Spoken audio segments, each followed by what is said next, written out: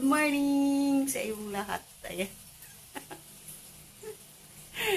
Good morning sa iyong lahat. Ayan, papasok na tayo guys. Ayan. So, yung ano natin guys, nag-usap kami tungkol sa aming alaga. Ayan. Yan ang alaga namin. Napakabait guys. Diyos ko po. Grabe. Wala nang ginawa kundi umiyak. Umiyak ng umiyak. Pakainin mo, akala mo nagugutom. Pagkatapos kumain, iyak na naman. Tapos, bibigyan mo tubig, iyak na naman. Pagkatapos mong ilabas, iyak na naman. Hindi talaga maintindihan. Ayan guys. Kaya, pag nag-alaga ng mga hayop, talagang patient. Ano, sister ba, alam mo sasabi mo? Ambot. Ambot daw, ambot na lang. Ayan, so, ang aming mga alaga, meow, meow, meow, meow, meow, meow, meow, meow, up, up, up, up. Ayun, up, up, up, up. Meow, meow, meow, meow, meow, meow, meow, meow, meow, meow, meow. Ayun, yung mga alaga namin, oh. Ayan, so, ayan guys. Ayan, dito, mabait din to.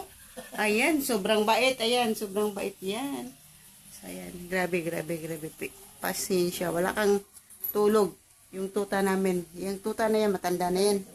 Wala nang ano. Meow, meow, meow, meow, meow, meow, meow, meow, meow. Shhh. Yan yung isang alaga namin. Si Tabatsoy. Ayan guys, oh. Yan ang gusto niya, yung hihilahin siya pataas. Ayan. Ayan guys, oh. Hindi nalapit, pero ayan.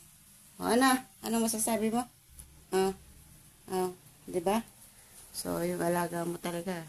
Ibig na pagod ka. Kailangan mo maglinis. Ayan.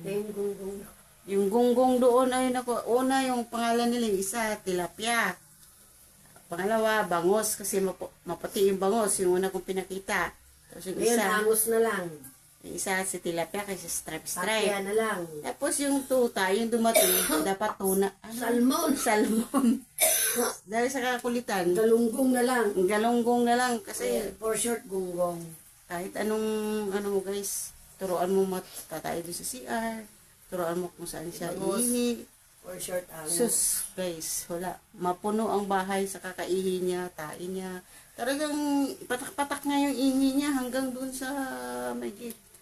Ayan, so ngayon nakatali siya. Talagang nagwawala.